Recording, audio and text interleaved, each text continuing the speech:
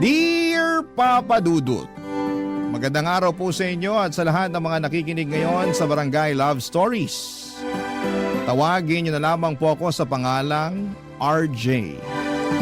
27 years old na po ako nang magsimula ang aking kwento. Isa po akong introvert. Mahiyain na po ako mula pagkabata, kaya naman kahit consistent honor student naman po ako ay halos hindi pa rin ako napapansin ng nanay ko. Mas napapansin niya sina kuya at yung bunso kong kapatid na parehong sporty at achiever din sa eskwelahan. Gusto ni nanay na maging accountant ako, pero dahil mahiyain ako ay hindi kaagad ako nakahanap ng trabaho. Parang ikinulong po ako noon sa sarili kong bahay, Papa Dudut. Hindi naman po talaga yon ang kurso na gusto ko, pero si nanay ang pumili noon para sa akin dahil malaki raw ang sweldo ng mga accountant. Akala ko naman ay sosuportahan niya ako, pero mula na mag-aral ako ay kinailangan ko pang mag-part-time job para may ipanggastos ako sa kolehiyo. Madalas din akong rumakit noon hanggang sa pinasok ko ang freelancing kahit na estudyante pa lamang ako. Dahil doon, Papa Dudut, ay nagkaroon ako ng allowance at nagkaroon ako ng sapat na panggastos. Hindi na ako umasa pa sa sustento ni tatay dahil si nanay din ang humahawak noon. Papa Dudut, nakatapos ako ng kolehiyo ng sariling sikap lamang. At nang mag-decide ako na ituloy ang freelancing ay hindi yun nagustuhan ni nanay dahil maliit pa ang kinikita ko noong time na yon. Samantalang si kuya ay sumasahod na ng 50,000 pesos kada buwan. At yung bunso naming kapatid ay consistent sa pagiging achiever kaya laging napapasaya si nanay. Naging streamer po kasi yung bunso kong kapatid at malaki ang kinikita niya roon kahit nag-aaral pa lamang. Kaya naman halos hindi na ako napapansin ni nanay. Nag-aambag naman ako sa mga gastusin, pero halos hindi na rin yon napapansin dahil kadalasan ay nabayaran na ni kuya ang mga bills namin.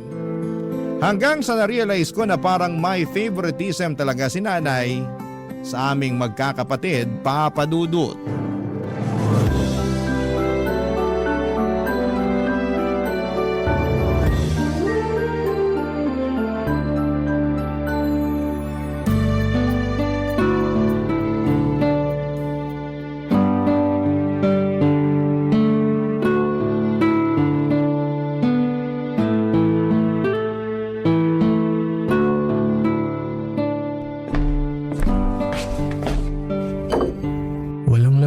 Kasirola. Nay, may ulam po ba kayong naitabi? Ay, wala na. Ubus na. Tulog ka kasi ng tulog dyan eh. Ayan, naubusan ka tuloy. Nagtatrabaho po ako sa kwarto, hindi po ako natutulog lang. So, sinong niloko mo? Lagi kang nagkukulong sa kwarto mo. Tinatawag ka pero wala kang naririnig. Pasensya na po kayo kung hindi ko kayo narinig. Lumabas-labas ka kasi sa kwarto mo para hindi ka nabibingi. Ginagawa mo kasing opisina yung kwarto mong hindi man lang nasisikatan ng araw eh. Di po ako pwede dito sa labas magtrabaho, maingay po rito eh. Ah, ganon? Sa tingin mo nakakaabala pa kami sa'yo? Nakakahiya naman, RJ. Nay naman, hindi po yun yung ibig kong sabihin. Kailangan ko lang po talaga ng tahimik na lugar para sa trabaho ko. Kaya nga po sa kwarto na lang Hindi ako... ako interesado sa ginagawa mo. Kung gusto mong makakain, magluto ka ng sarili mong hapunan. Wala kang kasambahay dito. Ay, magdedelata na lang po ako. Kung ginamit mo sana yung tinapos mo, maganda na sana yung trabaho mo ngayon. Yung kasabayan mo, kumikita na ng 60,000 monthly. Samantalang ikaw, kulang pa sa sarili mo yung sinesweldo mo. Hindi ko alam kung bakit nagtitiis ka pa dyan sa pipitsuging trabaho mo eh. Samantalang ang daming magagandang opportunity sa'yo sa labas. Nag-iipon lang naman po ako ngayon, Nay. Mag-i-exam din po ako. Kailangan ko lang po masecure lahat ng gagastusin ko. Itutuloy ko naman po eh. Sus! Kahit nga hindi ka na mag-exam, maganda pa rin yung magiging trabaho mo. Ang sabihin mo, kulang ka sa diskarte. Mas gusto mong magmukmok sa kwarto. Bakit hindi mo gayahin yung kuya mo? Ang laki na nang naitulong sa akin. Hindi ko na kailangan problemahin yung mga gastusin dito sa bahay kasi siya na yung bahala. Talo ka pa nga nung bunsong kapatid mo eh. Mas malaki pa yung kinikita kaysa sa'yo. Ay, Ewan ko nga ba kung bakit nagkaroon ako ng anak na kagaya mo. Darating din naman po ako ron, Nay. O kailan pa? Kapag wala na ako. Kapag hindi ko na mapapakinabangan yung pinaghirapan mo. Nagbibigay din naman po ako para dito sa bahay ah. Di nyo lang po napapansin kasi mas malaki yung binibigay sa inyo ni Kuya. Pinagmamalaki mo yung ambag mo rito sa bahay, dilata lang yung kayang bilhin. Uy, tama lang pala na dilata yung ulamin mo. Kasi yun lang naman yung kayang bilhin ng sweldo mo. Ay, sige na po, Nay. Simula po ngayon ako nang bahala sa pagkain ko para hindi na rin po makadagdag sa mga problema nyo. Sa susunod, ikaw naman yung magbayad ng kuryente. Ang lakas mo rin kumonsumo pero yung kuya mo yung nagbabayad. Nay, di po ba nag-abot ako sa inyo ng 2,000 nung nakaraan? Kulang yon. Kaya sa susunod na buwan, ikaw naman yung magbayad. Wala naman pong problema sa akin yun eh. Kung may iba pa po kayong pababayaran sa akin, sabihin nyo lang po. Magagawan ko naman po ng paraan yun. Aba, hindi ka na dapat sinasabihan. Magkusa ka na. Yun ang dapat. Opo, Nay, magkukusa na po. Nga pala, kailangan na ring palitan yung washing machine. Baka naman gusto mong ikaw na yung bumili ng bago. Para may ambag ka naman sa mga gamit dito. Sige po, paglalaanan ko na po sa susunod kong sweldo. Meron pa po ba kayong sasabihin? Maglibot ka rito sa bahay nang makita mo kung ano yung mga kailangan palitan. Alam nga namang lahat na lang sasabihin ko pa sa'yo. Ay, sige po, magluluto na muna ako ng pagkain para makabalik na ako sa trabaho ko.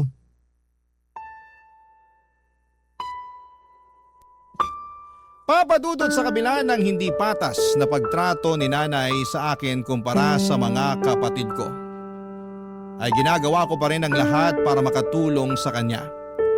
Sa katunayan, 80% ng sweldo ko ay binibigay ko na kay nanay para wala na siyang masabi. Hindi ko na lang iniisip na hindi ako tinulungan ng nanay ko noong nag-aaral ako sa kolehiyo. Ang mahalaga na lamang sa akin ay may ambag ako sa bahay sa pagbabaka sakaling magbago rin ang pakikitungo sa akin ni nanay. Papadudot, bukod po sa hindi ko naranasang maging paborito ni nanay, ay hindi ko pa rin po nararanasang magkaroon ng girlfriend. May mga nakikilala naman po ako sa social media account ko pero palagi akong nafe-friend zone. Gaya na lamang ni Ederlyn. Naging close kami noong binasted niya ako at sa kanya ako madalas naglalabas ng sama ng loob. At palagi rin naman siyang nagbibigay ng advice. Pinigilan ko naman ang sarili ko na hindi na ma-fall sa kanya pero sa katagalan ay hindi ko na yon napigilan. Lalo na nang mag-decide si Ederlyn na makipagkita sa akin, Papadudot.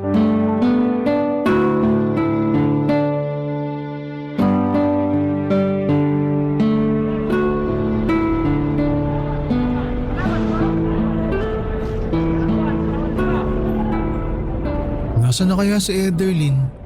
Sabi niya nakababa na siya ng bus ah. RJ! Ikaw na ba yan? Ay! Ikaw nga! Uy! Oh, bakit ganyan yung reaction mo? Wala. Nagulat lang ako. Bigla mo kasi ako niyakap eh. Hindi ka ba sanay nang niyayakap? Hindi pa kasi ako niyayakap ng ibang babae bukod sa mga pinsan ko. Ganun? Ito, Bakit mo ako hinalikan sa labi? para ako rin yung first kiss mo. Ha? Pero di ba ayaw mo naligawan kita? Dati yun kasi hindi pa naman tayo nagkikita sa personal. Feeling ko kasi noon parang ayaw mong makipag-meet kaya binasted kita. Ayoko naman ng online boyfriend lang. Sorry. Mahihain lang kasi talaga ako. Kita ko nga. Pero wag kang mag-alala, ako na lang yung mag-a-adjust para sa'yo.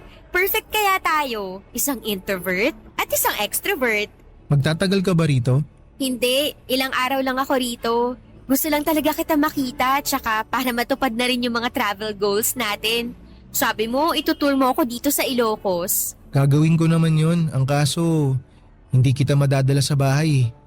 Okay lang ba kung ihanap na lang kita ng pansamantalang matutuluyan mo? Don't worry, okay lang naman sa akin na mag-hotel na lang muna. Ilang araw lang naman eh. Ako nang bahala sa pang-check-in mo. Huh? Hindi, no, ako na. May budget ako para dito, kaya wag mo na akong alalahanin, okay? Basta, ikaw yung tour guide ko. Pasensya ka na talaga. Kung hindi lang sana magagalit si nanay, doon na lang kita patutuluyin sa bahay. Ano ka ba? Okay lang talaga. Mas mag-worry ako kung mag-aaway pa kayo ng nanay mo dahil sa pagtuloy ko sa inyo. Ay, salamat at naiintindihan mo. Tara, samahan na kita mag-check-in. Okay, pero wag ka na muna umuwi Samahan mo muna akong kumain. Siyempre naman kakain tayo. Kung gusto mo, simulan ko na ngayon yung pag-tour ko sa'yo eh. Bukas na lang. Medyo pagod pa kasi ako sa biyahe. Ang layo kasi. Sabi ko kasi sa'yo, ikaw na lang pupuntahan ko. Sorry, pero kapag hinintay ko pang ikaw yung pumunta sa akin, baka hindi pa rin tayo nagmi-meet until now. Ganun ba talaga akala mo sa akin? Honestly, oo. Paano kung sabihin ko sa'yong may nahanap na akong matutuluyan sana sa San Pedro? Eh di sorry kung na-judge kita. Pero ngayon, gusto ko lang ipaalam at linawin sa'yo na binabawi ko na yung pang-reject ko sa'yo noon. Tayo na! Ha? Tayo na? Aha. Salamat ha. Akala ko kasi talaga wala nang pag-asa na maging tayo eh. Pwede ba akong yumakap? Kanina pa nga ako naghihintay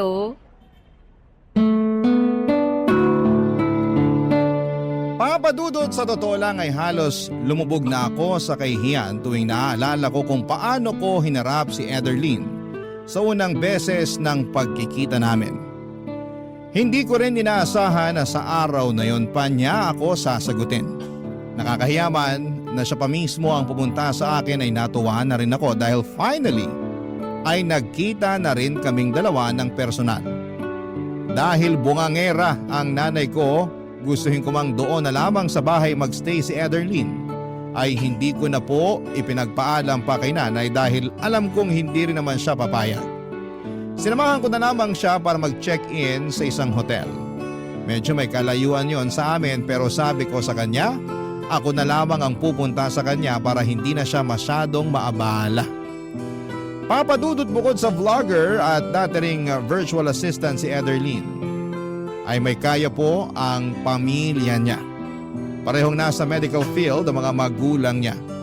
At yung panganay naman niyang kapatid ay kapapasa lamang sa bar exam. Hospitality management ang tinapos ni Ederlyn pero mas gusto niyang mag-vlog. Sinubukan niya lang maging virtual assistant dahil sa akin at para masabi sa parents niya na may trabaho naman siya. Pero sa kabila ng estado nila sa buhay, kahit minsan ay hindi ko nakita ng kaartihan si Ederlyn. Kaya naman mas lalo ko po siyang nagustuhan. Ang problema, akala ko ay matutuwa ang nanay ko kapag naipakilala or nagpakilala na ako ng babae sa kanya gaya ng ginawa ng kuya ko. Pero nang dalhin ko sa bahay si Ederlyn para makilala ni nanay ay pinahiya ako nito sa harapan mismo ng girlfriend ko, Papadudot. Barangay Love Stories. Barangay Love Stories. Papadudot, panay ang hingi ko ng sorry kay Ederlyn dahil sa naging pakikitungo sa kanya ni nanay. Sinabihan kasi ako ng nanay ko na hindi raw siya interesadong makilalang babaeng kasama ko dahil dagdag palamunin lang daw sa bahay. Yon ay kahit na ipinaliwanag ko sa kanya na hindi naman makikitira o makikituloy man lang sa amin si Ederlyn. Masyado ko nasaktan sa ginawang yon ni nanay. At umabot na sa puntong sumama ng husto ang loob ko sa kanya. Papadudot, nang minsang bumisita sa amin, yung tita ko na kapatid ni nanay ay may naikwento ito sa akin na hindi ko inaasahan. Noong ipinagbubuntis pala ako ng nanay ko ay nagkaroon sila ni tatay ng malalang pag-aaway. Hanggang sa naisip ni nanay na ipalaglag na lamang ako dahil halos hindi na sila magkaayos noon. Pero nangako si tatay na mananatili sa tabi ni nanay hanggang sa maipanganak ako, kaya hindi yun natuloy. Naging okay ulit ang pagsasama nila hanggang sa ipagbuntis naman ni nanay ang bunso naming kapatid. Pero noong malalaki na kami ay tuluyan na silang nagkahiwalay. May iba ng partner ang tatay ko pero si nanay ay mas piniling hindi na lamang maghanap ng ibang lalaki. Sabi niya mas gusto niya raw na ituon ang atensyon niya sa mga anak niya. Pero parang nakalimutan naman niya na anak niya rin ako, Papadudot.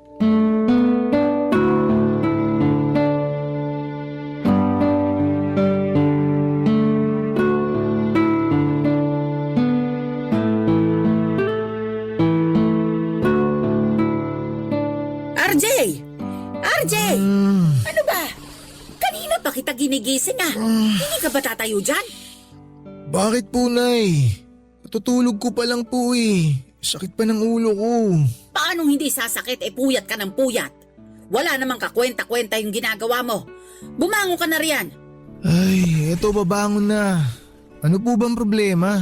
Mag-empake ka na ng mga gamit mo at ipapalinis ko tong kwarto mo. Po, bakit kailangan ko pang mag-impake? May iba nang magkakwarto dito. Ha? Saan naman po ako niyan matutulog? Wala na pong ibang kwarto dito sa bahay. Kung hindi mo kayang matulog sa sala, maghanap ka na lang ng mauupahan. Matanda ka na.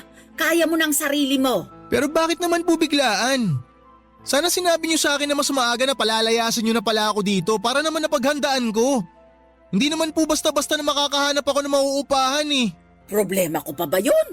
Gawin mo ng paraan. Basta alisin mo yung mga gamit mo rito kasi may iba nang gagamit ng kwarto. Sino naman po? Kung gusto niyo, rirentahan ko na lang tong kwarto ko para… Ay, hindi pwede. Dito natitira yung mapapangasawa ng kuya mo.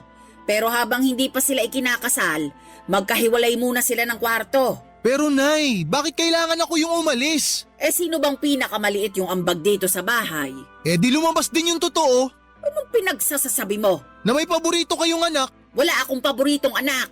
Ikaw ha? Wala ka nang naitutulong sa akin kung ano-ano pang sinasabi mo. Totoo naman eh. Palagi na lang si kuya tsaka si Bunso yung pinapaboran nyo. Porki sila yung nakakapagbigay ng malaking pera sa inyo. Pagdating sa akin, palaging mainit yung ulo nyo. Palagi na lang kayong galit. Lagi kayong nakasinghal. Parang di anak yung turing nyo sa akin. Dadramahan mo pa talaga ako. Ako yung magdedesisyon kung hanggang kailan ka lang pwedeng manatili sa bahay na to. Kaya bilisan mo na ang pagkilos dyan. Darating na mamaya yung girlfriend ng kuya mo. Mas pipiliin nyo pa talagang patirahin yung ibang tao dito kaysa sa sarili nyong anak? Grabe naman kayo, Nay. Pwede namang sina kuya yung mangupahan kung balak talaga nila magpakasal. Tsaka hindi lang naman po sa inyo tong bahay eh. Si tatay po nagpatayo nito kaya may karapatan akong tumira dito. Yung girlfriend ni kuya, meron ba? Hindi naman po siya parte ng pamilya. Pues ngayon, parte na siya ng pamilya. Kaya may karapatan na siya. At ikaw, total naman paalamunin ka lang dito sa bahay. Mas mabuti nang magsarili ka na nang matuto ka naman. Sige po, aalis ako rito. Patirahin nyo kung sino mang gusto nyong patirahin dito sa bahay nyo. Pero hindi na ako makikihati sa mga gastusin. Tsaka hindi na ako aasa na itatrato nyo ako na parang anak nyo rin. Kasi ganyan na kayo dati pa. Hindi kayo patas sa amin. Pero magantay lang kayo. Patutunayan ko sa inyo na kaya ko pang higitan yung ginagawa ng mga paborito nyong anak. Sinasabi ko sa inyo, balang araw, Nay, kakailanganin nyo rin ako. Papadudot na dala na po ako noon ng emosyon ko kaya nasabi ko yon kay nanay. Hindi ko po kasi matanggap na mas gusto pa ni nanay na magpatira sa bahay namin nang hindi niya naman kadugo. Samantalang ako na ginagawa ang lahat para makatulong sa kanya. Kahit na matagal na niyang pinaparamdam na kinalimutan na niya ako bilang anak, ay hindi niya man lang binigyan kahit katiting na konsiderasyon. Nagmukha akong kawawa noong araw na pinalayas niya ako. Nag-offer naman sa akin yung mga pinsan ko na sa kanila muna tumira pero tumanggi ako dahil kapag nalaman yon ni nanay ay hindi niya titigilan ang pangiinsulto sa akin. Pansamantala ko na lamang na iniwan sa kanila yung mga gamit ko habang naghahanap ako ng paupahan. Nang malaman ng girlfriend kong si Ederlyn na pinalayas ako ni nanay, sinabi niya sa akin na mangupahan na lamang daw kaming dalawa para makabukod na rin siya sa parents niya at magkaroon ako ng ka-share sa renta habang nag-iipon. Hindi naman ako nagdalawang isip noon dahil paraan na rin yon para makalayo kina nanay. Ipinamigay ko na lamang yung iba ko mga gamit, kaunti lang yon dinala ko at kasama na roon yung mga gamit ko sa trabaho. Nakapagsimula ako at nagkaroon ng payapang buhay nang hindi kasama ang nanay ko, Papa Dudut.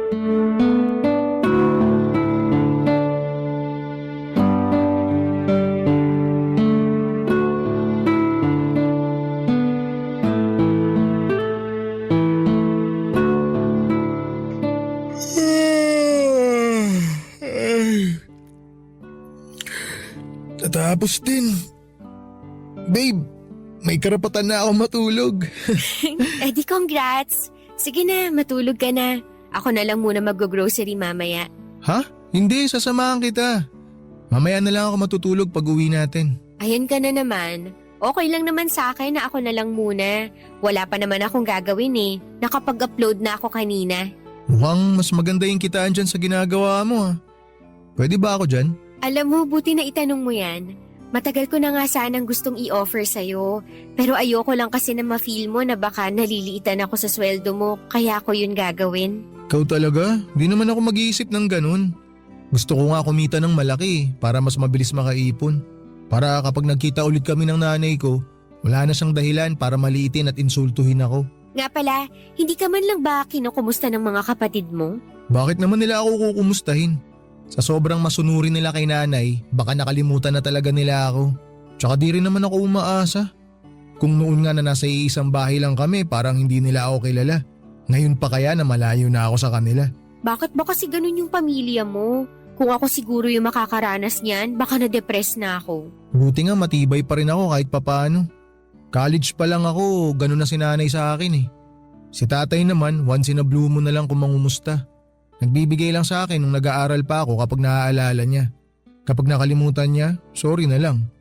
Hindi naman ako makapagsabi sa kanya kasi alam ko na hawak nung bagong partner niya yung Facebook account niya. Baka pag-awayan lang nila yung pagsuporta sa akin. Kaya ba nag-part-time job ka na lang noon? Oo. At never yun na-experience ng dalawang kapatid ko kasi mahal na mahal sila ni nanay. Ay, hindi ko talaga gets yung mga nanay na hindi patas sa mga anak nila. Pare-pareho lang naman kayong dugot laman ng nanay nyo. Pero totoo pala talaga yung ganun, no? Na may mga parents na may favoritism. Ay, hayaan mo na. Mas mabuti na rin siguro na nangyari to para hindi na lumalim pa yung sama ng loob na nararamdaman ko sa nanay ko. Nakakabilib ka talaga, babe. Gusto ko naman yung part na may gusto kang patunayan sa nanay mo. Dama ko yung gigil mo ron eh. Pero nararamdaman ko rin na mahal mo pa rin siya. Hindi naman basta-basta mawawala yun. Nanay ko pa rin naman siya. Nanay mo nga siya, pero parang hirap na hirap naman siyang magpakananay sa'yo. Sabi mo nga, ginagawa mo naman lahat para makatulong sa kanya pero hindi niya yun nakikita. Pero pagdating sa dalawa mong kapatid, may special treatment siya.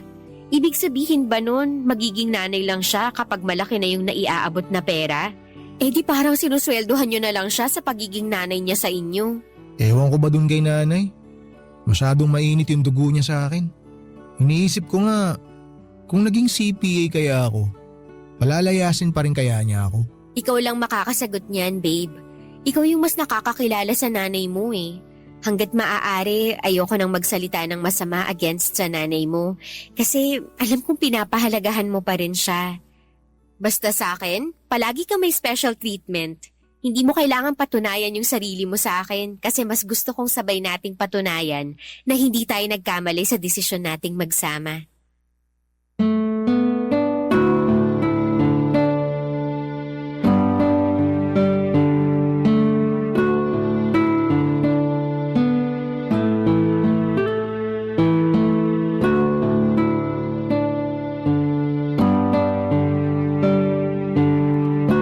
Papadudot, parang nagkaroon ako ng kalayaan at kakaibang saya mula nang palayasin ako ni nanay. Nagsama po kami ni Ederlyn pero kahit na nasa iisang bubong lamang kami, naglagay pa rin kami ng limitasyon para sa isa't isa. Alam ko na may pangarap pa si Ederlyn at ganon din naman ako kaya nagkasundo kami na career muna ang ipopursu namin bago ang pagkakaroon ng sarili naming pamilya. Papadudot, isinama ako ni Ederlyn sa pagbablog niya. Mahilig kasi siya sa mga riding adventures at pumunta sa iba't ibang mga lugar kasama ang mga pinsan niya. Libangan niya lamang daw yon noong una hanggang sa dumami ang kanyang followers and subscribers. May account din siya sa iba pang streaming platforms at kumikita rin siya sa pagla-live doon.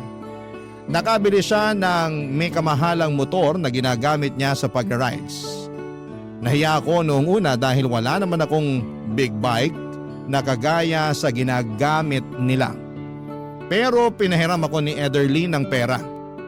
para makabili ako ng sarili kong big bike, Papa Dudut. Binayaran ko naman yon sa kanya nang magkaroon ako ng share sa mga kinikita niya. Mula nang isama ako ni Ederlyn sa mga vlogs niya, ay unti-unti na rin nawala yung pagiging mahiyain ko. Nagagawa ko na rin mag-live at doon ko naranasang makatanggap ng mga virtual gifts na pwede palang i-convert sa cash. Dahil streamer din yung bunsong kapatid ko, nakarating kay nanay yung ginagawa ko at hindi ko inaasahan. Ang ginawa niya, Papa Dudut. Barangay Love Stories. Barangay Love Stories. Papa Dudut, nung nakakuha kami ni Ederlyn ng mga endorsement, naisipan naming magnegosyo na rin habang ipinagpapatuloy ang pagiging vlogger namin. Dahil hindi naman habang buhay yung swerte namin doon. Nagkaroon kami ng sarili naming shop ng motorcycle parts. Pero dahil hindi naman kalakihan ang kinikita namin doon ay naisipan na rin naming subukan yung custom apparel printing at hindi naman namin pinagsisihan ang naging resulta. Sinuportahan kami ng mga kasama namin sa Riders Club at ng mga naging kaibigan namin ni Ederlyn. Hindi talaga namin nakalaing magbo-boom yung business namin na yon, kaya medyo binawasan na namin ang oras sa vlogging para magkaroon pa rin kami ng sapat na pahinga. Matapos nga ang 3 taon, sa dami ng mga magagandang nangyari sa buhay ko, mula nang magsama kami ni Ederlyn ay hindi ko na alam kung paano ko pa siya mapapasalamatan. Papa Dudut, sinamahan niya ako sa mga panahong down na down ako at wala pang maipagmamalaki. Sa mga panahong yon ay hindi niya pinaramdam sa akin na siya ang mas may pera. Tinuruan niya ako kung paano dumiskarte at kumawala sa comfort zone ko. Kaya naman naisipan ko noong mag-propose sa kanya. Noong time kasi na yon ay sigurado na akong siya na ang babaeng gusto kong makasama sa panghabang buhay. Tinanggap naman niya ang proposal ko, kaya matapos yon ay pinasimulan na rin namin yung dream house naming dalawa. Gusto naming mabuo muna yon bago kami magpakasal. Pero nung binisita namin yung pinapagawa naming bahay, may sumugod sa akin ng wala akong kamalay-malay, Papa Dudut.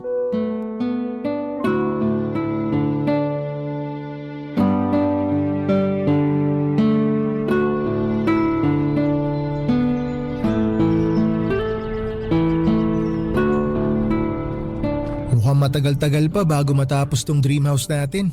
Oo nga eh, mukhang kailangan pa nating doblehin yung sipag sa pagtatrabaho. Wala namang problema yun. Kayang-kaya natin yun, babe. Pero kapag magkakaanak na tayo, hindi na pwede yung ganun ha. Ayoko ma-stress ka masyado. May 1 taon pa naman tayo, di ba? Madadagdagan pa yung ipon natin. Oh, may dumating.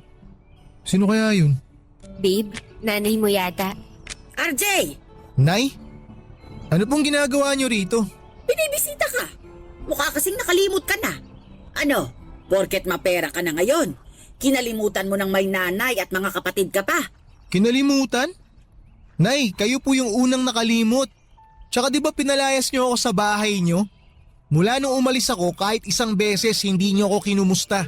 Wala akong natanggap sa inyo. Sa tingin mo, dapat ba akong humingi ng tawad sa'yo? Hindi magulang ang magpapakumbaba para sa anak. Kawalan ng respeto yung pagtalikod na ginawa mo sa amin. Alam niyo, Nay, kung kawalan ng respeto lang din naman yung pag-uusapan, kayo po yung unang gumawa nun sa akin. Ginawa ko naman po lahat ng makakaya ko para makatulong sa inyo, pero ni minsan, hindi niyo pinaramdam sa akin na may halaga ako sa inyo. Inalagaan kita mula pagkabata. Binuhay kita. Kahit na hindi kami maayos ng tatay mo noong ipinagbubuntis kita. Hindi pa ba pagpapahalaga yun? Binuhay niyo nga ako, oo. Pero hindi ko naman naramdaman na may nanay ako. Palaging sina kuya at saka si Bunso yung iniintindi niyo. Oh, nung kayo yung pumili ng course ko sa college, akala ko susuportahan niyo ako. Pero iiwan niyo lang pala ako sa ere. Nakalimutan niyo na po, Nay? Ako yung nagpaaral sa sarili ko. Naramdaman ko lang naman na nanay ko kayo nung graduate ako ng college eh. Mas kailangan ng kuya mo yung suporta ko noong panahong yon. Isa pa, Nakakuha ng scholarship yung mga kapatid mo, kaya nakapag-aral sila sa private university. Nay, libre yung tuition fee dun sa college na pinasukan ko. Kahit konting panggastos lang sana. Humihingi naman ako kay tatay pero sa inyo niya ibinibigay. May binigay ba kayo sa akin? Wala. Puro kay kuya nyo lang naman ginagastos lahat ng mga inaabot sa inyo ni tatay na para sa akin. Kaya tama lang na bumawi siya agad sa inyo nung makapagtrabaho na siya. Kaya ba ngayong kumikita ka na ng malaki ay nagmamayabang ka na? Hindi ka makakarating sa kinalalagyan mo ngayon kung hindi kita iniluwal. Utang mo sa akin ang buhay mo. Alam nyo Nay, kung pera lang naman yung gusto ninyo, pwede naman kayong manghingi eh. Hindi ko naman kayo pagdadamutan. Pero yung sinasabi nyo na utang na loob ko sa inyo yung buhay ko? Sige, sabihin na natin na totoo yon kasi binuhay nyo ako. Pero kung may choice lang ako nun, hindi ko naman gugustuhin na mabuhay na kulang sa pagmamahal ng isang ina eh. Kaya nyo naman magbigay ng pagmamahal eh. Nagawa nyo nga sa mga kapatid ko. Pero bakit pagdating sa akin ang damot-damot nyo? Ano po bang nagawa ko sa inyo? Papa Dudut, natahimik na lamang po noon si nanay at napilitang umalis dahil sa sagutan naming yon. Pero bago siya umalis ay sinabihan ko siya na mag-transfer na lamang ako ng pera sa bank account niya. Bukod sa nasaktan ako sa mga sinabi ng nanay ko ay nalungkot po ako sa katotohanang naalala lamang ako ng nanay ko dahil may pera na siyang mahihingi sa akin. Nagbingi-bingihan po siya sa mga salobin ko gaya ng ginagawa niya noon. Matapos ako mag-transfer ng pera sa account ni nanay ay minessage niya ako sa Facebook at pinipilit na doon na lamang ulit tumira sa bahay. Pero nang pinanindigan kong bubukod na ako dahil balak na naming magpakasal, ni Ederlyn ay hindi naman yon nagustuhan ni nanay. Nalaman ko na lamang na nag-post na pala siya sa Facebook para paringgan ako. Nabasa naman po yon ng mga kamag-anak namin at kinampihan nila si nanay. Dinilit naman po ni nanay yung Facebook post niya pero wala na rin pong silbi yun dahil masama na ang tingin sa akin ng mga kamag-anak namin. Papadudot nalaman ko na lamang na wala na pala sa bahay namin yung girlfriend ni kuya dahil pinalayas daw po ito ni tatay nang minsang bumisita siya roon. Sinabihan niya raw po si kuya na bumukod na kung balak nitong bumuo ng sariling pamilya. Wala naman pong nagawa noon si nanay kaya napilitan ng umalis doon si kuya. Yan ang mga ganap, Papa Dudut.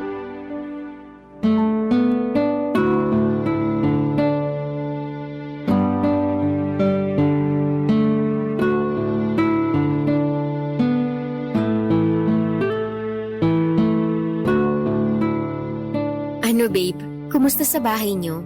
Ayun, dalawa na nga lang sila ng kapatid kong bunso. Pero magulo pa rin.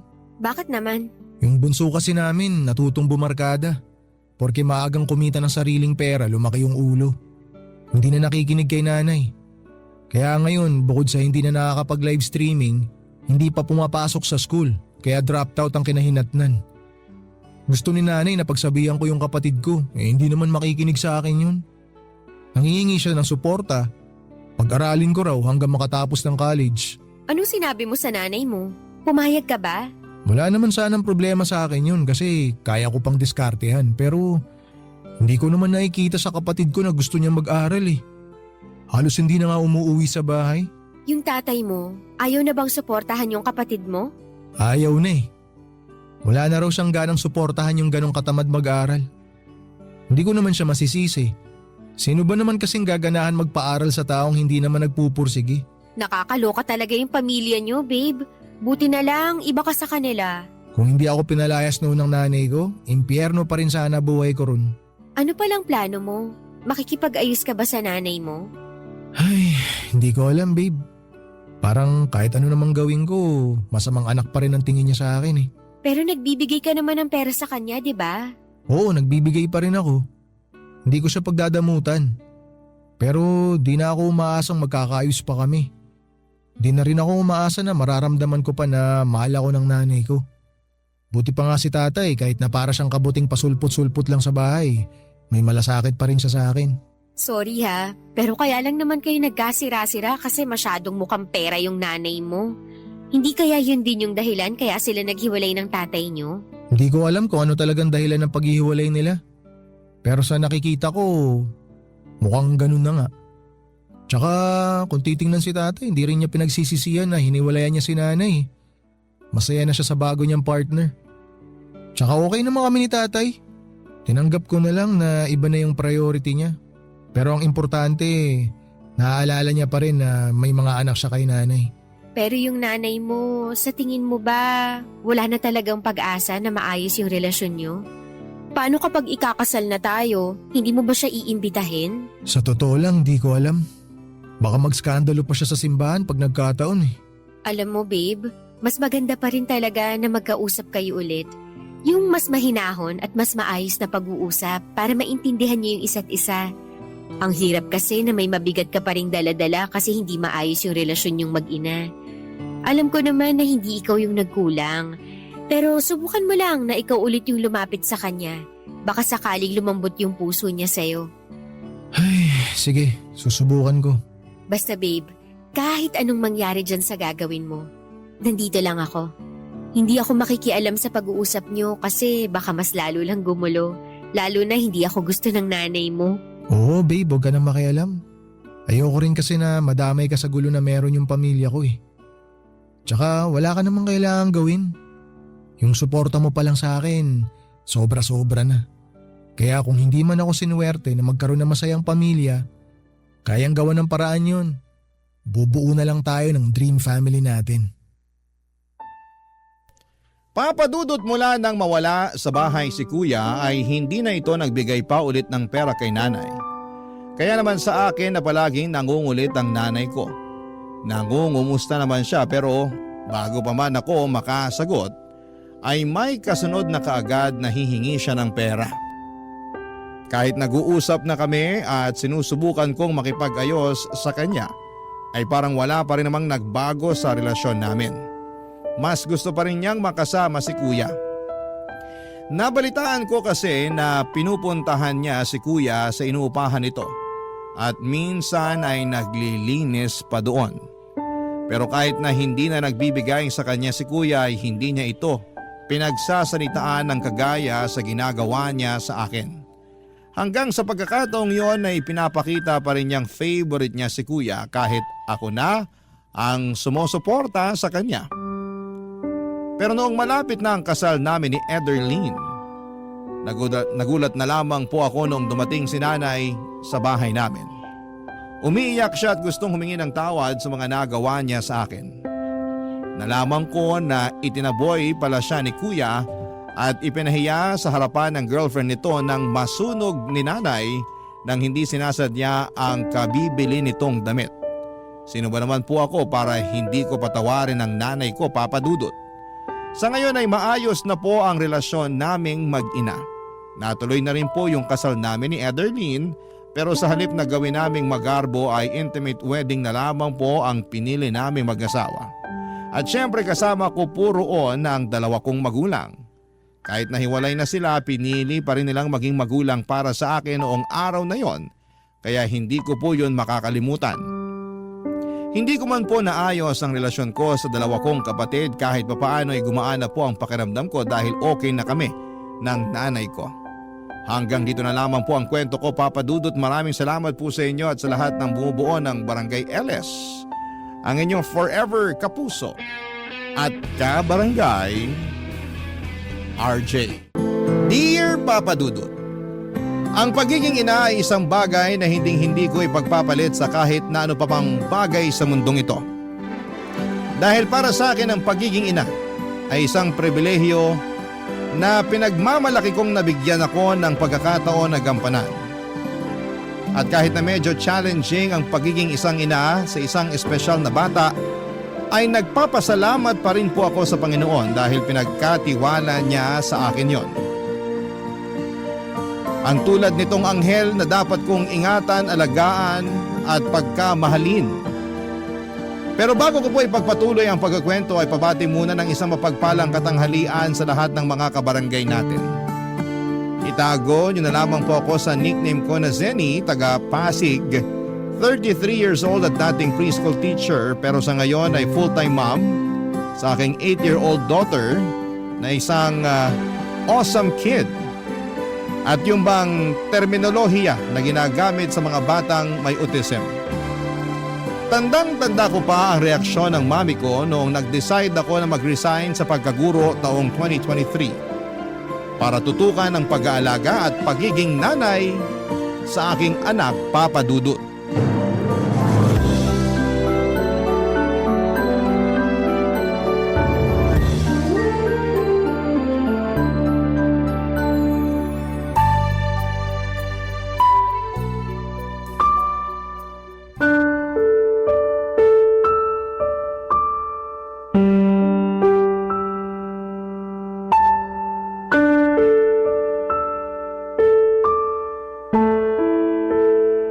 Ewan ko ba naman sa'yo, Zenny? Kung ano-ano na lang talaga pumapasok dyan sa kokote mo. Mami naman, hindi po yun kung ano-ano. Tsaka matagal na naming pinag-isipan at pinag-usapan yun ng asawa ko. Oh, pinag-isipan at pinag-usapan naman pala nila ate. Bakit pa kayo nagagalit dyan, Mami? Pwede ba, Nash? Huwag ka nang sumabad dyan. Hindi naman kita kinakausap eh. Hindi ka man lang ba nanghihinayang, nak? Wala ka pang 10 taon sa pagtuturo tapos nag-resign ka na kaagad. Ilang beses ko bang dapat sabihin na mas mahalaga ang anak namin kaysa sa pagtuturo ko? Paanong naging mas mahalaga yung anak nyo? Bata pa lang pangarap mo na talagang magturo. Tandang-tanda ko pa nung iniyakan mo pa ako para lang makakuha ng kursong education. Imbis na tungkol sa pagnenegosyo yung gusto kong kunin mo. Pinagbigyan kita kasi kinonsensya rin ako ng daddy mo. O tapos ngayon, basta-basta mo nalang iiwanan kung kailan nandiyan ka na. Hindi niyo po talaga ako naiintindihan, no? Hindi talaga, kasi ang gulo niyo mag-isip nung asawa mo. Paanong magulo sila mag-isip? Gets na gets ko yung point nila ate at kuya kung bakit nag-decide sila ng ganyan. Kayo yung hindi makaintindi dyan, Mami. Sinabing huwag ka sumabad dyan! Nakakainis kasi kayo. Pinagpipilitan nyo pa yung gusto nyo eh. Halata naman kay ate na nahirapan siyang magdesisyon na mag-resign sa trabaho at iwan ang pagiging teacher niya para sa anak nila ni kuya. Pero anak nila kasi yun. At dapat mas mahalaga yung anak nila kaysa sa kahit na anong bagay sa mundo. Andun na tayo sa dapat mas mahalaga. Pero trabaho pa rin yung pinag-uusapan natin dito.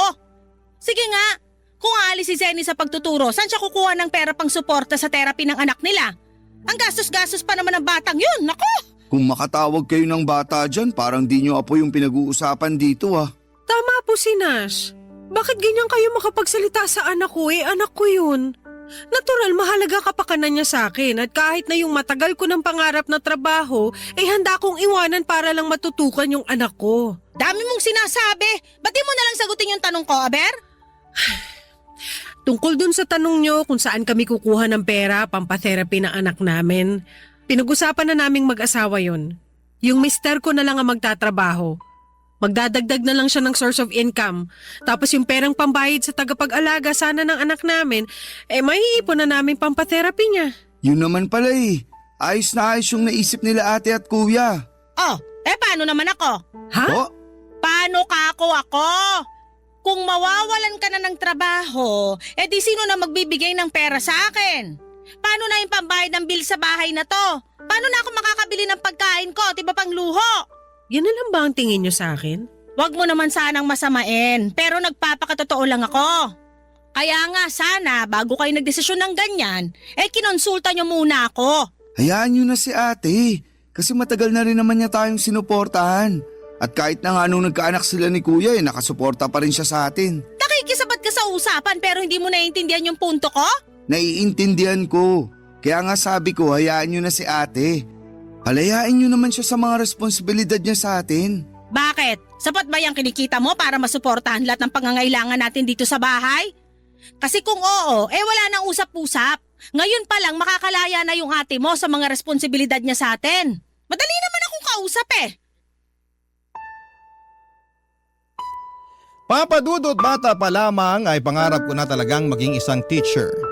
Kaya ngayon ang kursong kinuha ko noong tumungtong ako sa kolehiyo.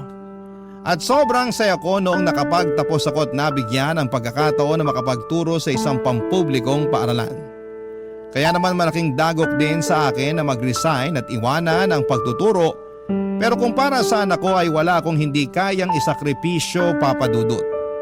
Bukod doon ay pinag-usapan na rin namin ng mister ko ang desisyon kong yon at masaya ako dahil suportado niya ako. Katulad ko ay ayaw na rin niyang ipagkatiwala sa iba ang anak namin. Lalo na may espesyal itong pangangailangan. Tapos ay lumaki na rin po ito. Kaya nga ganoon na lamang ang pagkadismaya ko sa reaksyon at mga sinabi ng mami namin. Tungkol sa desisyon ko, lalo na at hindi naman masama ang intensyon ko kung bakit ko yun ginawa. Sa bagay, mas worried pa siya sa pera na mawawala sa kanya na mula sa akin kesa sa kapakanan ng sarili niyang apo. Buti na labang ay to the rescue ang kapatid kong si Nash kaya hindi na lumala pa ang pagtatalo naming yon ni Mami. Hindi nga nagtagal, taong 2024 ay nakasampa na sa barko si Nash at siya na ang nagpapadala ng pera kay Mami. Laking pasalamat ko talaga kasi pakiramdam ko ay nakaalis na ako sa pagiging breadwinner ng pamilya namin, lalo na nga at meron na rin akong sariling pamilya na dapat natutukan. Pero dahil sa mga nangyari, ilang buwan din kaming hindi nag-usap ni Mami. Hanggang sa isang araw ay nagulat na lamang ako nang tumawag siya sa akin, Papa Dudut.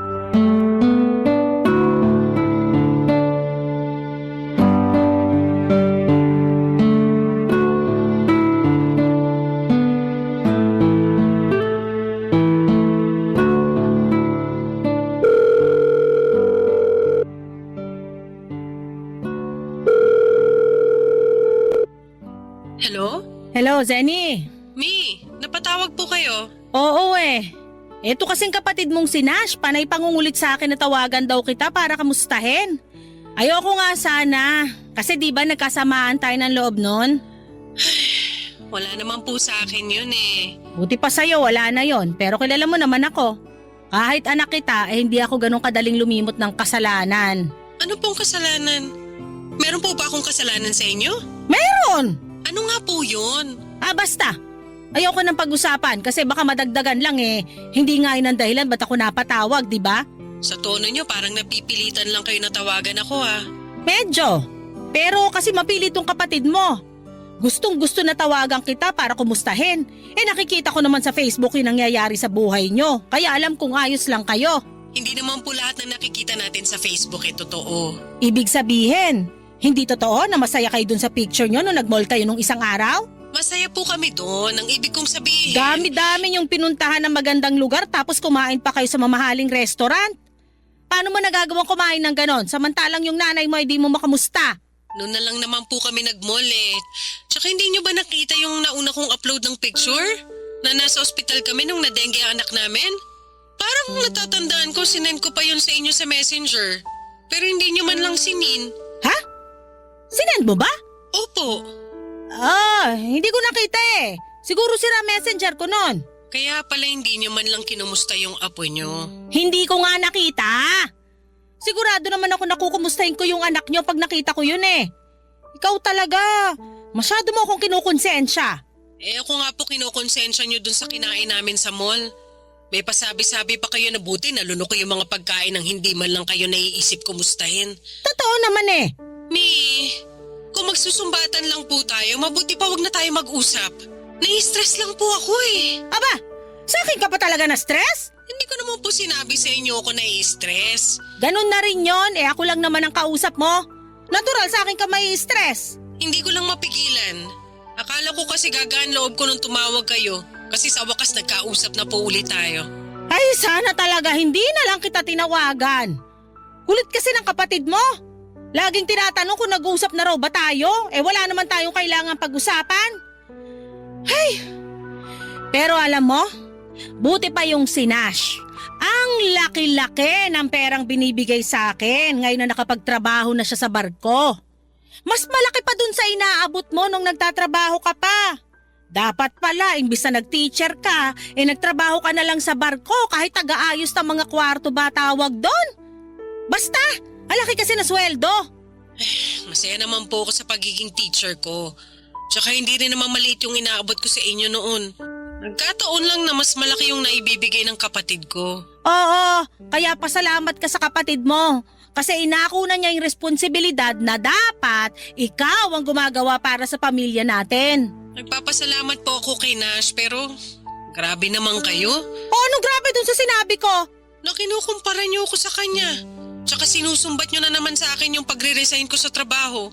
Tapos lumalabas na hindi kayo marunong magpasalamat sa mga natulong ko noon sa pamilya natin nung nakakapag-abot pa ako sa inyo. Eh kung iisipin, parang wala akong natatandaan na nag-thank you kayo sa akin. Puro na lang kayo reklamo kasi kulang o maliit yung perang na ibibigay ko. Nagsasabi lang ako ng totoo. Alam nga namang sabihin kung sapat na yung kulang talaga. Sige nga, isipin mo yon. Hirap sa'yo, masyado kang balat sibuyas. Ibababa ko na po yung tawag. Ha? Eh nag-usap pa nga tayo rito. Umiyak po kasi yung anak ko. Pupuntahan ko lang. Bye po, Mami. Ay! Tingnan mo tong babaeng to. Napakabastos! Papadudot, aminado ako na na-miss ko si Mami. Pero kasi siya yung klase ng tao na mataas ang pride. Kaya nga laking gulat ko na tumawag siya sa akin pero nadismaya ako ng kaunti nung nalaman kong sinabihan pala siya ni Nash na kumustahin ako. Ibig sabihin ay hindi niya yon kusang loob na ginawa. Tapos ay hindi ko pa nagustuhan ang patutsyada niya at pagkukumpara sa aming magkapatid. Mahal ko po ang mami namin pero bata pa lamang kami ay meron na talaga siyang kakaibang ugali. Yun yung pagiging bida-bida niya at gusto laging magmukhang iyayamanin kahit na hindi naman talaga kami mayaman. Kaya nga hindi katakataka na palagi silang nag-aaway ni Daddy dahil sa ugali niyang yon. Noong graduate ako ay saka naman namatay ang tatay namin dahil sa isang aksidente. Kaya sa akin naatang ang pagiging isang breadwinner. Ako rin ang nagpaaral sa kapatid kong si Nash dahil naubos lang ni Mami ang ipon nila ni Daddy sa kakasugal ng mga panahong yon. Papadudot. Barangay Love Stories. Barangay Love Stories. Papadudot, bukod sa ugaling yun ni Mami na nabanggit ko ay may pagka-prangka rin siya na tipong wala na sa lugar kung magsalita. Katwiran niya kasi ay mas gugustuhin niyang sabihin ang katotohanan kahit masakit kesang magsinungaling o mag-imbento ng matatamis na salita. At kahit nga kaming mga anak niya ay malimit niya noong pagsalitaan ng hindi maganda. At sinasabi niya na mas mabuti sa kanya na manggaling ang mga puna dahil nanay namin siya kesa naman sa ibang tao pa. Buti na lamang at hindi kami nagmana sa kanya ng kapatid kong si Nash. Kasi kung anong prangka at sakit magsalita ng mami namin ay siya namang lumanay naming magsalita ng kapatid ko. Iniisip din namin ang sasabihin bago magsalita at kaya nga paboritong-paborito ako noon ng mga estudyante ko sa preschool dahil mabait daw akong teacher pero makatuwiran. Bagay na pinagmamalaki ko at may tuturing na isang achievement bilang isang guro, Papadudot.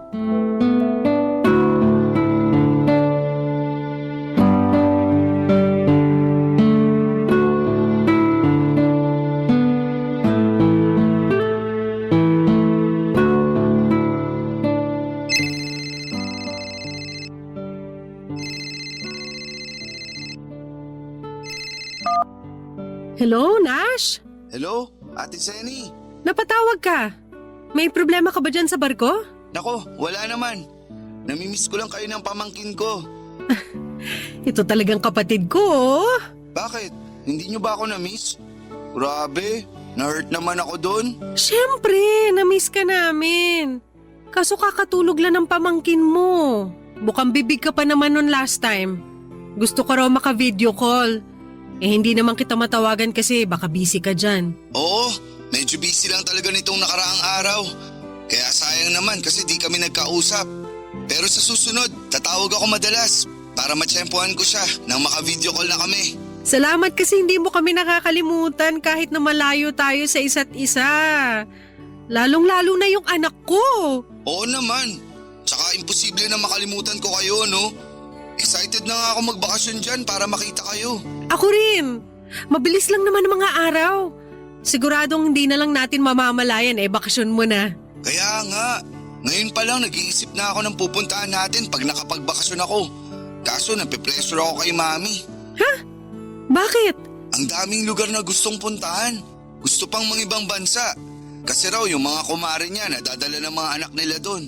Okay lang naman sana pero nagsisimula pa lang naman ako mag-ipon. Tsaka malaki rin yung perang pinapadala ko sa kanya buwan-buwan. Si Mami talaga? Kinonsensya pa ako na bakit daw hindi natin siya magawang spoil. Tapos kinumpara pa ako sa anak ng mga kumare niya. Nalungkot talaga ako nun at nawala sa mood makipag-usap sa kanya. Gusto pa nga akong kausapin at iritan ng kung ano-ano. Kaya nagdahilan na lang ako na dinadayariya. Naaalala ko ganyan din siya sa akin nung tinawagan niya ako para mangumusta. Yan ba yung sinabi kong tawagan ka niya? Oo. Natuwa naman ako kasi tumawag siya pero nung sinumbat na niya sa akin na hindi naman daw niya gagawin kung hindi dahil sa'yo nalungkot at nainis na ako. Naku, pasensya ka na ate. Wala yun. Alam ko naman na concerned ka lang sa amin ni Mami at gusto mo na magkausap kami. Wala namang problema sa akin yun kasi nanay natin siya. Sabi ko nga sa kanya, kinalimutan ko na yung nangyari sa amin nung bago ka palang sumampa sa barko. Kaso mukhang siya yung hindi pa nakakalimot. Pambihira na talaga yung nanay natin. Minsan, napapaisip ako kung sino ba sa ating tatlo ang mas matanda. Ha?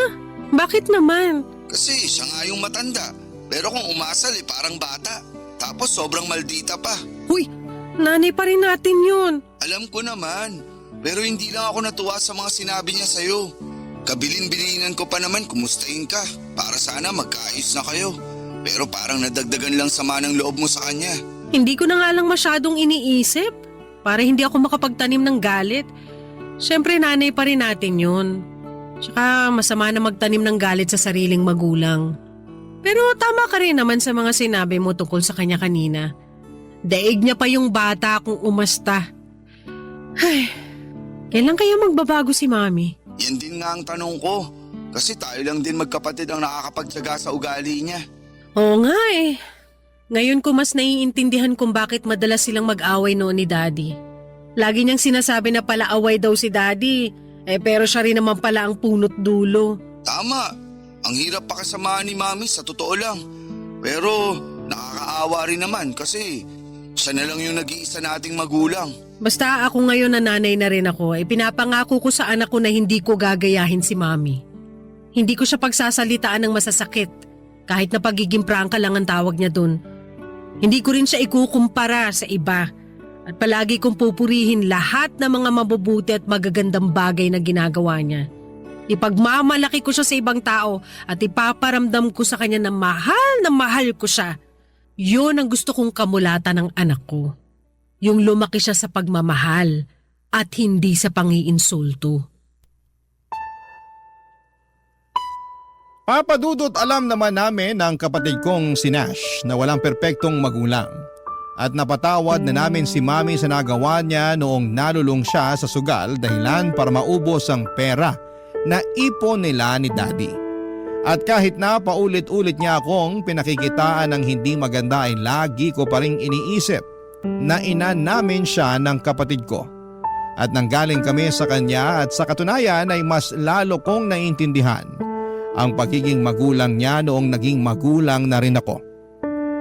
Kaya nga lungkot lang isipin na kahit pala sa kapatid ko ay hindi pa rin nagbabago ang ugali ni Mami. At mas lumala pa ngayon habang tumatagal. Ewan, hindi naman namin siya pinapabayaan. Ini-spoil namin siya sa abot ng makakaya namin pero kung makapagsalita siya. Kung tratuhin niya kami ay parang kulang na kulang pa rin yung ginagawa namin para sa kanya.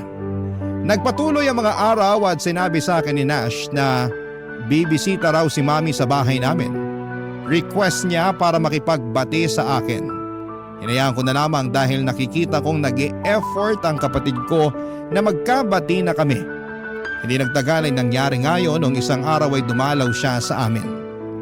Sa totoo lang ay mabibilang sa mga daliri kong ilang beses pa lamang siyang pumunta sa aming bahay. Hindi raw kasi niya gustong magstay sa amin kasi mainit at maliit. Lalo na noong wala pa kaming napapa-install na aircon. Pero hindi naman sobrang liit ng bahay. Sa katunayan ay meron yung 3 kwarto, sala, 2 CR at kusina. Kaya hindi ko alam kung saan napupulot ni Mami yung salitang maliit na para bang may kasamang pang-iinsulto, Papa Dudut.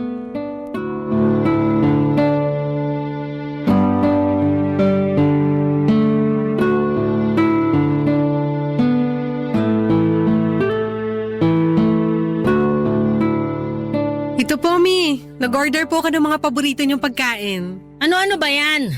May kare-kare po, tapos lechon paksiw, sinigang na bangus, tsaka fried chicken. Ang dami naman. Ano ba ako rito, bibigtiin na? Hindi naman po sa ganon, pero syempre, naalala ko lang kayo at yung mga paborito niyong pagkain. Kaso di ko naman to mauubos lahat. Saka bakit ka ba order ng order? Po? Sabi ko, bakit ka order ng order? Sana nagluto ka na lang, nakatipid ka pa.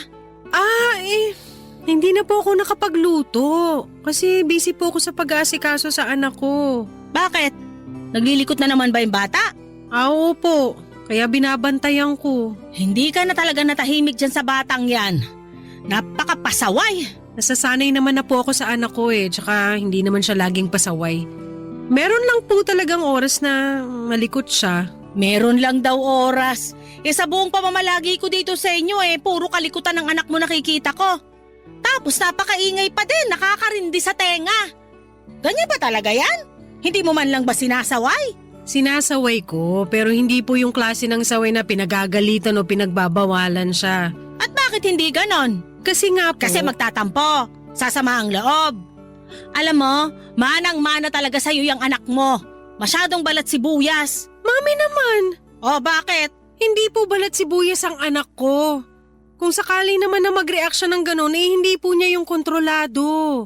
Sa bagay, medyo maluwag pala tornilyo niyang anak mo. Ano pang sinabi niyo? Ang sabi ko, maluwag ang tornilyo niyang anak mo. Ano ba yan? Maglinis ka nga ng tenga mo, Zenny. Malinis po ang tenga ko, Mami. Kung may marumi man dito ay yung bunganga niyo. Anong sinabi mo? Napakabastos mo naman sa akin. Kayo po yung una ng bastos. Una, nagre-reklamo kayo sa mga pagkaing in-order ko. Masasarap naman yan. Tsaka mga paborito nyo pa. Tapos bigla-bigla nyo na lang sinabihan na maluwag ang tornilyo ng anak ko? Alam nyo namang may kondisyon siya. Oh, yun na nga yun. Maluwag ang tornilyo. May tamang tawag po ron. At hindi yung pagiging maluwag ang tornilyo. Sus! Ang dami niyong pauso. Nung unang panahon kung hindi sinto-sinto, maluwag ang tornilyo ang tawag dyan? Wala na po tayo sa sinaunang panahon. Baka nakakalimutan yung 2024 na ngayon. Hindi ko nakakalimutan kung anong taon na ngayon, no? Akala mo sa akin nag-uulyanin na? Hoy, para sa kaalaman mo, 61 years old pa lang ako. Hirap sa'yo, nasabihan ka lang ng totoo, nagagalit ka na agad. Ganyan na ba mga kabataan ngayon? Asartalo? Pikon? Hindi po ako pikon. At hindi tayo nag-aasaran dito.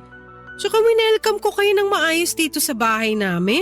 Tapos ganyan lang isusukli nyo sa akin. Hindi ko naman talaga gustong pumunta dito sa bahay nyo, no? Yung kapatid mong si Nash ang mapilit. Nananahimik ako dun sa bahay tapos gustong-gustong bumisita ako rito. Aba, tinakot pa ako na hindi magpapadala ngayong buwan kundi raw ako pupunta dito sa inyo? Naiintindihan ko po kung bakit gustong-gusto ni Nash na pumunta kayo rito sa bahay. Siyempre, para makapag-bonding tayo. Kaya nga pinaghandaan ko talaga yung pagdating nyo. Hindi lang ako nakapagluto. Pero nag-effort akong umorder ng mga paborito nyong pagkain na hindi nyo man lang na-appreciate. Kayo po ba naiintindihan nyo yung intensyon ng kapatid ko? Kung bakit niya ginagawa sa atin to? Hirap sa inyo masyado kayong ma-pride. Na wala na sa lugar ay anak nyo naman ako. Hindi po ako ibang tao para ganyan ninyo. Kahit naman sa ibang tao, ganito ako Saka matagal na mataas ang pride ko. Mas mataas pa sa bubungan ng bahay nyo. Sinabi nyo pa. Aba talaga namang sinangayunan mo pa nga? Kaysa namang kontrahin ko, di ba? Tsaka kakasabi ko lang na masyado kayong ma-pride na wala na sa lugar. Sana talaga din na lang ako pumayag na pumunta sa bahay nyo. Sana nga po, hindi na lang kayo pumunta rito kung hindi nyo rin pala magagawang iwan sa bahay. Yung ugali nyong yan. Nakakalungkot. Kasi akala ko po makakapag-bonding na tayo. Papadudot, noong nalaman kong bibisita si Mami sa bahay namin ay na-excite ako at masaya ako na ibinalita yon sa mister ko. At kahit pati siya ay natuwa na pupunta ang Mami sa bahay. Nagtanong nga siya sa akin kung magluluto ba ako ng espesyal, lalo na yung mga paboritong potahe ng nanay ko. Pero ang sabi ko ay plano ko na umorder na lamang sa labas dahil matrabaho yon at walang titingin sa anak namin. Hindi naman ako kinontra ng mister ko, lalo na rin at hindi rin naman niya ako matutulungang mag-alaga sa anak namin. Kasi nga may pasok siya sa trabaho ng araw na yon. Pero sinigurado ko naman na umorder ako ng mga pagkain na paborito ni Mami mula sa paboritong restaurant niya. Kaya nga nung hindi niya na-appreciate yung ginawa ko, ay gano'n na lamang ang lungkot ko, Papa Dudut. Pinalalabas niya na wala akong talent sa pagluluto kaya bumili na lamang ako sa labas. Tapos, ininsulto niya pa ang anak ko. Bagay na nagpapanting sa tenga ko. Ang sakit-sakit noon para sa akin at mas nadagdagan lang ang sama ng loob ko sa sarili kong ina. Barangay Love Stories. Barangay Love Stories. Papadudot, sa kabila ng lahat ay pilit kong sinantabi ang mga hinanakit at sama ng loob ko sa mami ko dahil may mas importante akong bagay na dapat pagtuunan ng pansin. At yun nga ang anak namin ng mister ko. Sa totoo lang ay hindi madali ang magkaroon ng anak na espesyal ang kondisyon. Walang araw na hindi nagiging extra challenge lalo na kapag sinusumpong siya. Pero sa kabila ng lahat ay sobrang saya ko kasi nagagampanan ko ng maayos at mabuti ang pagiging nanay sa anak namin. Doon ko nga mas lalong na-appreciate, Papa Dudut, ang sarili ko at ang iba pang nanay dyan. Lalo na yung katulad kong merong anak na may autism. At buti na lamang kahit na wala akong masyadong suporta at tulong na nakukuha mula sa aking sariling ina ay nandyan naman ang kapatid kong si Nash para mangumusta at umalalay sa amin, sa pamilya ko.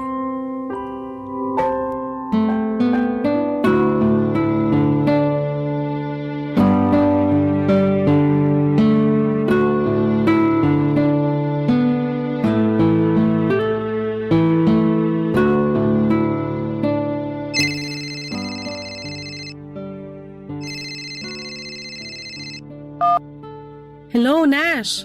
Hello, Ate Senny? Hi, kumusta ka naman dyan sa barko? Okay lang. Masaya na malungkot. Masaya kasi marami kaming bansa na pinupuntahan. Pero malungkot dahil malayo naman ako sa inyo. Ikaw talaga. Malapit ka na rin namang umuwi, di ba? Sabi mo dito mo plano magpasko at bagong taon. Oo, kaya nga excited na ako. Parang gusto ko nang hilahin ng mga araw para lang dumating na yung bakasyon ko. Gustong gusto ko na kayong makita, lalo na yung pamangkin ko. Miss na miss ka na nga nung anak ko.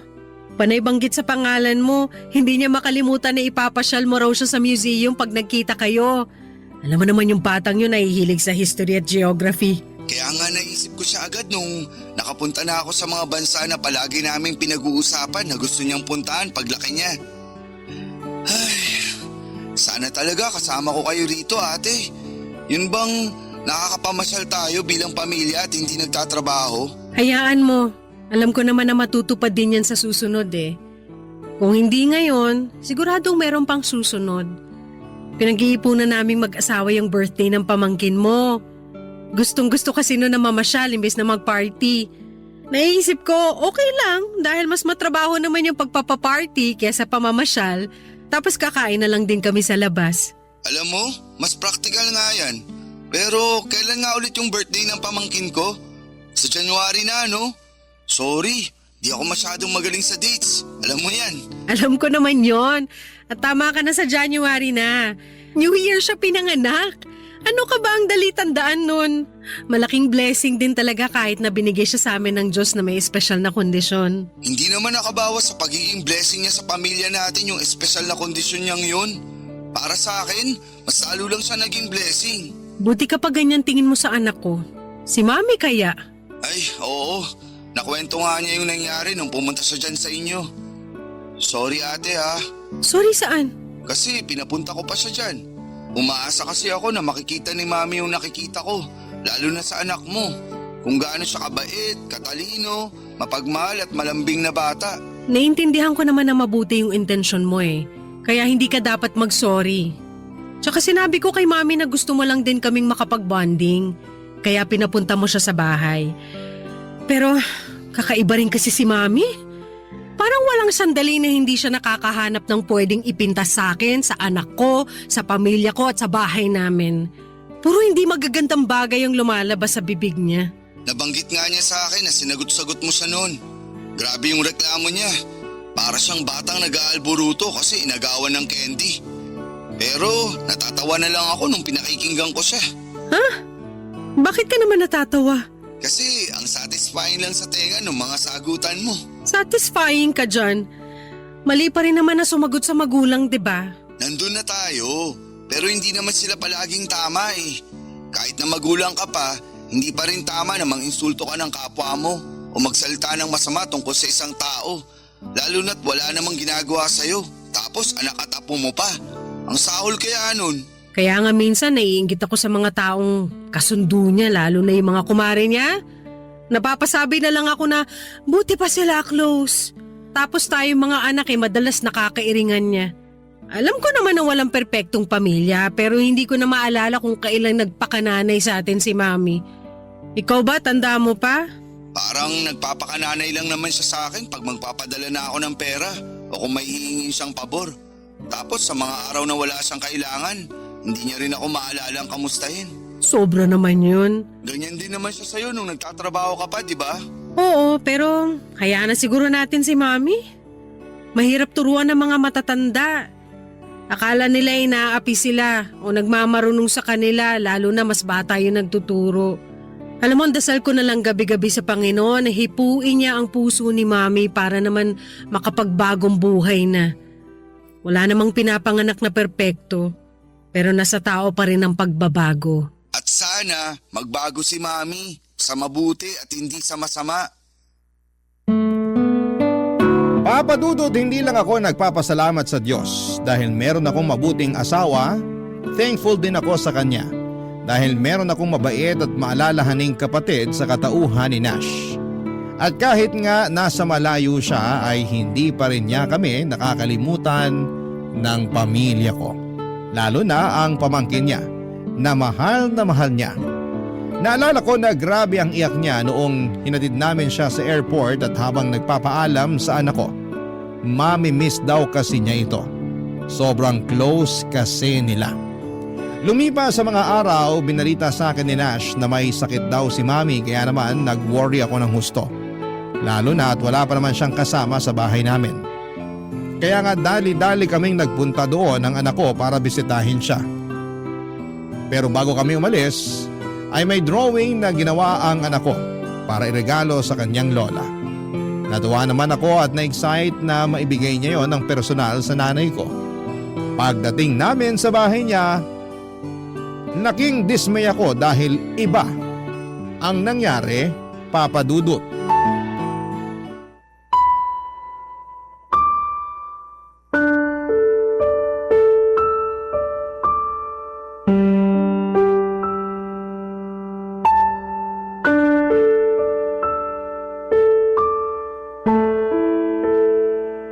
Sobra na po kayo sa anak ko, Mi! Oh, ano bang ginawa ko sa anak mo? Para sa kaalaman mo, hindi ko siya pinalo o pinagmalupitan kaya umiyak yun, no? Baka mamaya makasuhan pa ako ng child abuse nang wala sa oras. Hindi nyo nga pinalo! Hindi nyo nga pinagmalupitan pero pinagsalitaan nyo naman na masakit kaya umiyak siya! Ha? Ano ba sinabi ko? Sinabi ko lang naman yung totoo. Kasalanan ko ba kung nasaktan siya? Di ko naman kontrolado mararamdaman ng anak mong balat sibuyas. Hindi nyo nga kontrolado pero sana naisip nyo man lang. Ang tawag doon konsiderasyon. Hey, alam ko tawag doon, no? Tingin mo sa akin, Bobo? Siguro nga ganyan talaga kayo. Ay, anak ng tinapa! Ikaw pa lang ang anak na tinawag na Bobo ang sarili mong ina. Napakasama na ugali mo. Kung ako masama na ang ugali dahil lang sa bagay na yan, kumusta naman kaya kayo? Ha? Ano Ano ba nagsasabi mo dyan? Sa dami ng mga masasamang sinabi niyo sa akin, kay Nash, sa asawa ko, sa bahay namin at ngayon naman sa anak ko, malamang na nasa inyo na ang korona ng pagkakaroon ng matabil na dila. Kung makapagsalita kayo, wala na kayo sa lugar. Akala niyo kung sino kayong perpekto? Alam ko na hindi ako perpekto, no? Saka kailan pa naging wala sa lugar ang pagsasabi ng totoo? Hirap sa inyo, masyado kayong maramdamin. Para kayong hindi nag-mature, masyadong matampuhin. Anong matampuhin? Anong hindi nag-mature? Baka kayo ang hindi nag-mature. Sa tanda kong to, hindi ba pala ako mature? Opo, kasi kung mature kayo mag-isip, hindi nyo pagsasalitaan ng masama yung anak ko. Hindi nyo sasabihin na pangit yung drawing niya, na mabuti pang itapon na lang kaysa ibigay sa inyo. Kasasabi ko lang na ginawa niya yung para iregalo sa inyo. Ano bang magagawa ko? Kung pangit talaga. Saka ayoko nga nun, no? Regalo-regalo ka dyan hindi ko naman birthday. Anong gagawin ko doon? Kalat lang yun sa kwarto ko. Hindi talaga kayo marunong maka-appreciate ng mga bagay na binibigay o ginagawa sa inyo. Bakit mo ba ako sinisigawan? May sakit na nga yung tao. Kasi sumasobra na kayo. Napakawalang konsiderasyon nyo. Tapos kapag pinagsasabihan kayo o sinasaway, lagi niyong dinadahilan na nagsasabi lang kayo ng totoo. Para sa kaalaman nyo, hindi sa lahat ng oras kailangan sabihin ng totoo. Kung makakapanakit lang kayo ng ibang tao, lalo na sa katulad ng anak ko. Bata pa yung sinabihan nyo ng masakit na salita. Anak ko! Apo nyo pa! Kahit sinong bata, may espesyal na kondisyon o wala, hindi deserve na pagsalitaan ng masakit ng lola nila. Bakit naman hindi? Nung araw ganyan naman magsalita ang mga matatanda sa amin, tapos di naman kami nasasaktan. Hindi ako naniniwalang hindi kayo nasasaktan. Aba, sinasabi mo ba na sinungaling ako? Opo, kasi kung hindi kayo nasasaktan, di hindi rin kayo magre-react sa mga pagsagot-sagot ko sa inyo. Kaso nasasaktan din kayo, kaya nagagalit kayo ng ganyan. Alam mo naman pala na nagagalit ako, tapos sinasagot-sagot mo pa ako. Alam ko na masamang sumagot sa magulang. Pero sana alam nyo rin ang limitasyon nyo bilang magulang. Hindi nyo pwedeng gamitin sa lahat ng oras na nanay namin kayo ni Nash. O mas matanda kayo sa amin. Para idahilan na alam nyo na ang lahat. Kaya nasabi ko na parang kayo ang hindi nag-mature sa amin kasi ganyan pa rin ang pag-uugali nyo. Bakit kaya hindi nyo subukang magbago ng pag-uugali? Para naman magkasundo-sundo na tayo. Kung iisipin nyo kasi, hindi lang kami ng kapatid ko yung palagi nyong kairingan at tinuturing na kaaway. Pati na rin yung mga iba natin mga kamag-anak. Kung tutuusin, mas kasundo nyo pa yung mga kumare nyo. Mabuti sana kung nalalapitan nyo sila sa oras ng kagipitan. Eto nga nagkasakit kayo, walang dumalaw sa inyo rito sa bahay ni isa. Kami na nga lang ng anak ko ang pumunta. Tapos ganyan nyo pa kami tratuhin. Sobra naman po yata yun. Sobra naman po kayo. Papa Dudut, hindi na nakaimik si Mommy sa mga sinabi kong yon at nakita ko na lamang na napabuntong hininga siya. Tapos ay sunod-sunod na yung ubo niya, kaya nag-worry naman ako. Inasikaso ko siya, bagay na hindi na niya tinanggihan. Totoo naman lahat ng mga sinabi ko tungkol sa mga kumari niya na wala man lang pumunta sa bahay para kumustahin siya. Buti na lang talaga at binalita sa akin ni Nash ang kondisyon ni Mommy at napuntahan agad namin siya. Pinagluto ko rin ang Mommy ng lugaw at pinakain. Tapos ay pinainom ko siya ng gamot at maya-maya lang ay nakatulog na siya. Nanood na lamang kami ng TV ng anak ko sa sala hanggang sa makatulog siya at pagkatapos ay naglinis na ako ng bahay namin. Habang ginagawa ko yon, ay nakokonsensya ako sa mga sinabi ko sa mami ko pero may bahagi ako sa aking isipan na nagsasabi na tama lang din na prinangka ko siya para ma-realize niya na sumosobra na siya. Kami lang ba ng kapatid kong si Nash ang may nanay na katulad ng nanay ko? Mahal pa rin namin siya, Papa Dudut, pero sana'y magbago na siya. At tama ang kapatid ko na magbago siya sa mabuti at hindi sa masama dahil marami pa kaming pangarap sa buhay na gusto naming kasama siya. Sa kasalukuyan ay hindi na ganong kamaldita si Mami. Feeling ko ay tinablan siya sa mga sinabi ko sa kanya noong may sakit siya at nakita niya ang importansya ng pamilya na siyang nandyan at maasahan sa oras ng kagipitan. Kasabay noon ay hindi pa rin ako humihinto sa pagdarasal na sana'y tuluyan na kaming magkasundo dahil hindi pa naman huli ang lahat. Hanggang dito na lamang po ang sulat ko, Papa Dudut. Maraming salamat po sakaling mapili po ninyong i-ere sa inyong programa. God bless and more power sa Barangay Love Stories. Number 1 po kayo sa puso namin. Ang inyong forever kapuso at kabarangay, Zenny.